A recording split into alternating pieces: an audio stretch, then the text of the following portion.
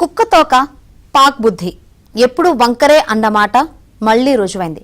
కరాచీ స్టేడియంలో భారత జెండా ఎగరేయకుండా అవమానించింది. ఛాంపియన్స్ ట్రోఫీకి ముందు పాక్ బోర్డు ఓవర్ యాక్షన్ పై క్రికెట్ ఫ్యాన్స్ ఫైర్ అవుతున్నారు. పాకిస్తాన్ మరోసారి వక్రబుద్ధి చాటుకుంది. కరాచీ స్టేడియంలో భారత జెండా ఎగరేయకుండా తీవ్ర విమర్శల్ని ఎదుర్కొంటోంది. ఛాంపియన్స్ ట్రోఫీ ప్రారంభోత్సవానికి ముందు కరాచీలోని నేషనల్ స్టేడియంలో భారత జెండా కనిపించలేదు.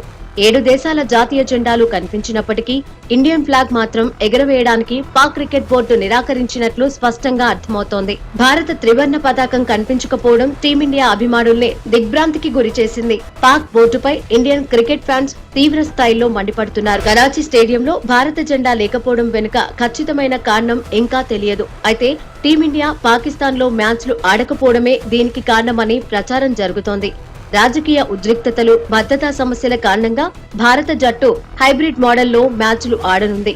తమ అన్ని మ్యాచ్లు దుబాయ్ వేదికగా ఆడనుంది.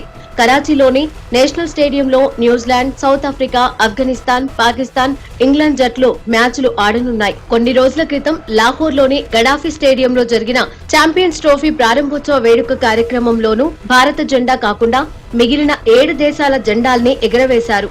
అప్పట్లో ఈ వీడియో వైరల్ అయింది. దాదాపు 8 ఏళ్ల తర్వాత మరోసారి ఛాంపియన్స్ ట్రోఫీ జరగనుంది.